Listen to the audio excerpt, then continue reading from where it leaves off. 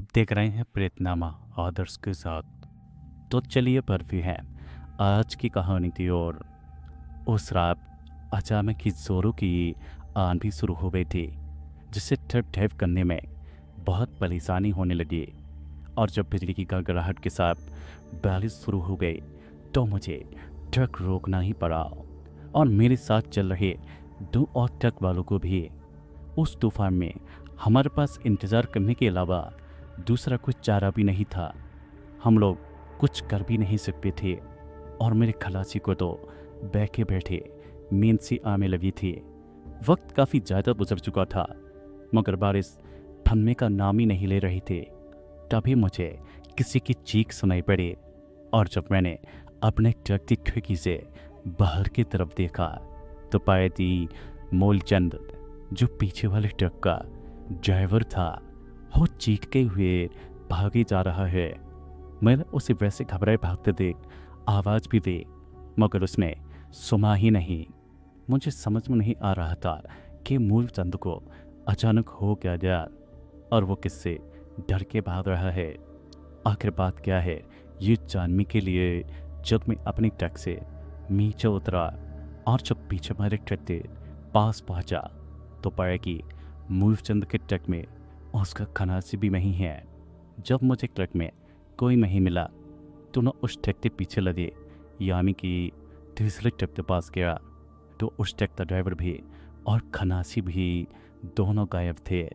मैं यही सोच रहा था कि इस तूफान में ये सारे कहाँ चले गए कि तभी मेरी नज़र हाईवे के किनारे लगे चेतावनी बोर्ड पर पड़ी, जिस पर लिखा था कि 3 किलोमीटर के दायरे में गाड़ी ना रोके, और उसके नीचे क्रॉस का निशान भी था, जिससे मुझे लगा कि ज़रूर यहाँ पर कुछ न कुछ गड़बड़ है।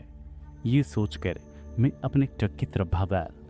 मैं अभी अपने ट्रक के पास पहुँचा ही था कि मेरा खलासी जोर से चीखते हुए बोला, अरे उस्ताद, जल्दी ट्रक में बैठो, मैं तो आज मेरे समझो। मैं तुरंत ही ट्रक में आकर बैठ गया, और मेरे बैठते ही विपिन ने ट्रक भगाना शुरू कर दिया। अभी विपिन ट्रक को भगा ही रहा था कि तभी ट्रक एक तरफ को झुकने लगी। ऐसा लग रहा था कि कोई ट्रक को एक ओर झुका रहा हो। इसी बीच जब मैंने ट्रक के पीछे की तरफ देखा तो पाया कि बहुत से अजीब अजीब से बिकने वाले जीव ट्रक के एक ओर लदे हुए हैं, जिस वजह से ट्रक का बैलेंस बिगड़ जा रहा था। वही विपिन ट्रक को फुल स्पीड में भगाए जा रहा था, और वो सारे अजीब से जीव अब धीरे धीरे सामने की तरफ बढ़े आ रहे थे। और देखते ही देखते वो सारे ट्रक की खिड़कियों के पास पहुंच गए और अंदर घुसने की कोशिश करने लगे।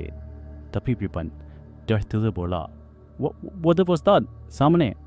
उसकी कहने पर जब मैंने सामने देखा तो पाया कि सड़क के ठीक बीचों बीच हमारे दूसरे कट वाले भाई खड़े हैं, मगर उनका चेहरा अब बिल्कुल बदल चुका था। तभी विपिन ने उन्हें कुचलते हुए ट्रक आगे निकाल दिया। मैंने विपिन से कहा भी, अबे ये क्या चिफ्ट में?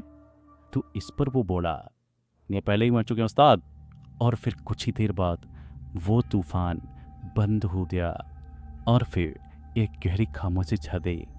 अब हमारे ट्रक पर भी वो अजीब से जीव नहीं थे। और आगे जाने पर एक जगह हम रुके जहाँ पर काफ़ी चहल पहल थी। वहीं पर पता चला कि पीछे 3 किलोमीटर के दायरे में ना तो गाड़ी रोकनी चाहिए और ना ही पैदल चलना चाहिए, क्योंकि वहाँ पर भूतों का घर है, जो दिखाई तो नहीं देते मगर महसूस ज़रूर होते हैं। उस रात सिर्फ मैं और विपिन ही बच पाए। बाकी के 4 लोगों का कभी पता नहीं चल पाया कि आखिर वो गए तो गए कहाँ।